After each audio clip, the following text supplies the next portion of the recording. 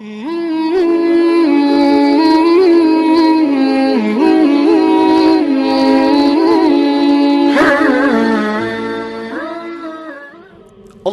Akbar, Allahu Akbar, Allahu Akbar, walillahil hamd. Kaum muslimin dan muslimat sidang jamaah Idul Adha rahimakumullah. Hikmah yang keempat adalah dahsyatnya kasih sayang dan cinta seorang ibu.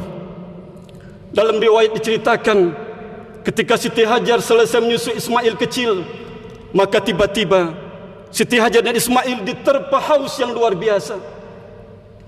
Karena tidak tega melihat anaknya yang kehausan, maka kemudian Siti Hajar pun lari menuju Bukit Safa untuk mencari air. Namun ia juga tidak menemukannya. Kemudian dia balik lagi ke Bukit Marwah untuk mencari air, namun juga tidak menemukannya. Siti Hajar bolak-balik sebanyak 7 kali untuk mencari air, tapi juga tidak menemukannya. Akan tetapi berkat mukjizat dari Allah Subhanahu wa taala, dari kaki mungil Ismail alaihissalam, maka keluarlah air begitu derasnya. Karena saking takjubnya, Siti Hajar berkata, "Zamzam, Zamzam, berkumpul, berkumpul." Berdasarkan kisah dari ibu dan anak inilah, maka sampai hari ini air Zamzam terkenal seantero dunia sebagai air yang begitu luar biasa. Sejumlah pengamatan, sejumlah pengalaman menunjukkan bahwa air Zamzam dapat disimpan sampai 12 tahun tanpa kehilangan rasa. Yang kedua, air Zamzam dapat mengobati penyakit kanker. Dan yang ketiga, air Zamzam dapat diberikan kepada orang yang sakit berhari-hari sehingga sembuh hasilnya. Dan sebuah penelitian yang paling spektakuler adalah ketika ilmuwan Jepang meneliti bahwa struktur molekul air Zamzam mempunyai struktur yang terindah dari seluruh air yang ada di dunia ini. Allahu Akbar, Allahu Akbar, Allahu Akbar, walillahil hamd. Kaum muslimin dan muslimat sidang jamaah Idul Adha rahimakumullah. Kisah Siti Hajar, Ismail dan air Zamzam adalah sebuah kisah nyata sebagai bukti perjuangan kasih sayang dan cinta kasih seorang ibu kepada anaknya. Demi anaknya, seorang ibu rela berkorban apa saja. Demi anaknya, seorang ibu rela berkorban meskipun taruhannya adalah selembar nyawanya. Karena bagi anaknya, bagi ibunya, anaknya adalah harta yang tak ternilai harganya. Karena bagi ibunya, anaknya adalah yang segala-galanya. Akan tetapi kenyataan menunjukkan kepada kita bahawa betapa banyak di antara anak manusia yang sudah sukses dan terpandang justru lupa kepada ibunya. Betapa banyak di antara anak manusia yang bertaburan pangkat dan jabatan justru menyia-nyiakan ibunya. Betapa banyak anak-anak yang hartanya melimpah menjadi jutawan, tapi justru memperlakukan ibunya bagaikan budak dan pembantunya. Bahkan yang mengiris hati, kita menyaksikan ada anak yang tega membuang ibunya ke panti jompo. Ada anak yang tega memenjarakan ibunya. Bahkan ada anak yang tega membunuh ibunya kerana ibunya tidak mampu membelikan sebungkus rokok untuk anaknya. Pada suatu hari, Khatib berjalan menuju Manasa untuk salat zuhur. Khatib menemukan seorang ibu tua di pinggir jalan. Kemudian Khatib bertanya, "Wahai ibu, sedang apa ibu di sini?" Dengan berlinang air mata ibu itu berkata, "Aku sedang menunggu anakku. Anakku berjanji menjemputku di sini." Kemudian Khatib bertanya, "Di mana ibu tinggal?" Maka sang ibu kemudian menunjuk sebuah panti jompo di belakang Manasah. Ternyata ibu ini adalah ibu yang dibuang oleh anaknya ke panti jompo.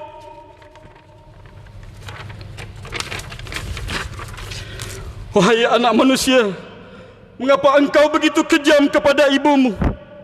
Tidakkah engkau ingat hampir 10 bulan engkau dijaga di dalam rahim kokoh ibumu.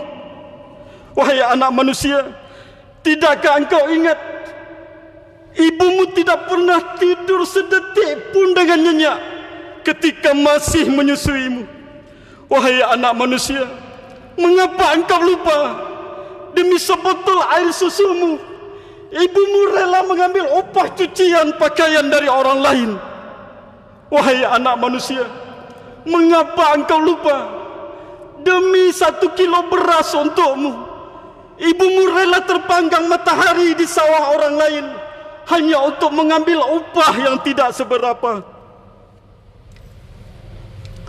Pada suatu hari Rasulullah SAW bersabda kepada para sahabatnya, wahai sahabatku, carilah oleh kalian Uwais Al-Qarni, mintalah kepadanya agar ia memohonkan ampun untuk kalian. Yang menjadi pertanyaan, apa kehebatan seorang Qais Al-Qarni begitu spesial di mata Rasulullah sallallahu alaihi wasallam? Bukankah para sahabat Abu Bakar, Umar, Ali dan Utsman adalah orang dijamin masuk surga oleh Rasulullah sallallahu alaihi wasallam? Apa kelebihan daripada Uwais Al-Qarni ini? Ternyata Uwais Al-Qarni ini, bapak-bapak, ibu-ibu, hadirin hadirat sekalian berbahagia, adalah seorang anak yang taat dan cinta kepada ibunya. Demi membawa ibunya naik haji ke Baitullah, Uwais Al-Qarni rela berlatih menggendong seekor domba naik turun ke bukit. Mengapa? Karena mereka miskin, tidak punya apa-apa. Mereka tidak punya kuda, mereka tidak punya unta. Maka Qais Al-Qarni demi ibunya, dia gendong domba itu naik turun bukit. Agar apa? Agar kuat menggendong ibunya. Setelah bertahun-tahun dia berlatih, maka Uwais Al-Qarni sudah kuat menggendong ibunya. Maka digendonglah ibunya dari Yaman menuju Mekah yang jaraknya 1200 km, menempuh perjalanan di rimba yang gersang, tandus dan tiada bertuan. Sesampainya di depan Mekah, di depan Baitullah, kemudian Uwais berdoa, ya Allah, ya Rabbi, ya Tuhanku, ampunilah segala dosa-dosa ibuku. Kemudian ibunya bertanya, bagaimana dengan dosamu, hai anakku? Uwais pun kemudian menjawab, dengan terampuni dosa ibu, maka ibu akan masuk surga, dan cukuplah ridha ibu saja yang membawaku ke surga, kata Uwais Al-Qarni.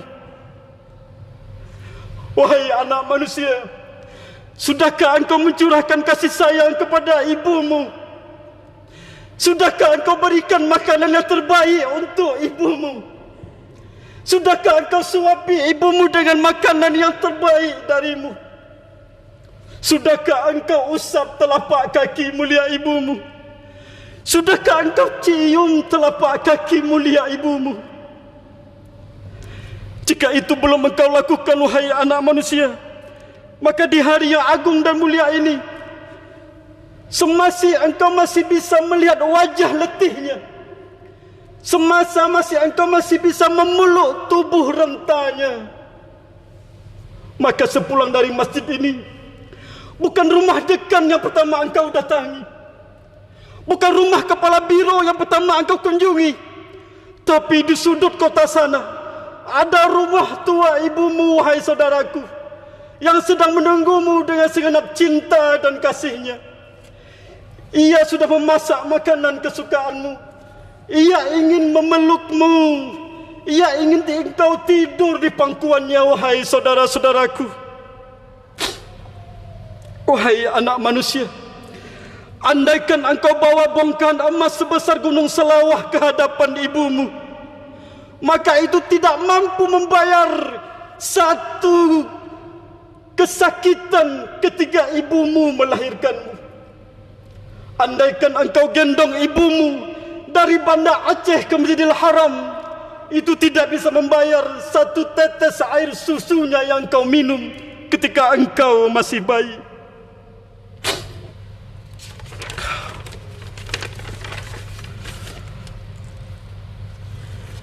ketahuilah olehmu wahai anak manusia, tiada manusia yang paling mencintaimu di dunia ini wahai anak manusia. Tiada manusia yang mencintaimu seluas langit dan bumi di dunia ini kecuali adalah ibumu. Oleh karena itu, selagi engkau masih ada kesempatan, selagi engkau masih ada kesempatan waktu, maka muliakanlah ibumu dengan semulia-mulianya. Barang siapa muliakan ibunya bagaikan ratu, maka dia akan hidup bagaikan raja. Tapi bagi siapa yang merendahkan ibunya, maka kehinaanlah yang menimpanya. Allahu Akbar, Allahu Akbar, Allahu Akbar, walillahil hamd. Kaum muslimin dan muslimat sidang Jemaah Idul Adha rahimakumullah, dalam kesempatan yang mulia ini juga izinkan kami mengingatkan kita semua agar kita patuh terhadap imbauan pemerintah untuk selalu menjaga dan mematuhi protokol COVID-19, yaitu selalu membersihkan tangan, memakai masker, menjaga jarak, serta menghindari tempat keramaian jika tidak perlu. Sehingga dengan demikian kita berharap wabah pandemi COVID-19 kiranya dapat cepat berlalu. Demikianlah yang dapat kami sampaikan. Mohon maaf atas segala kekurangan dan kekhilafan. Akhirnya dari mimbar yang mulia ini kami mengucapkan selamat Hari Raya Idul Adha. Mohon maaf lahir dan batin. Semoga kita semua selalu dalam lindungan Allah Subhanahu wa taala. Amin. Barakallahu li wa lakum fil Qur'anil Karim wa nafa'ani wa iyyakum bima fihi minal ayati wa zikril hakim wa taqabbala minni wa minkum tilawatahu innahu huwal ghafurur rahim.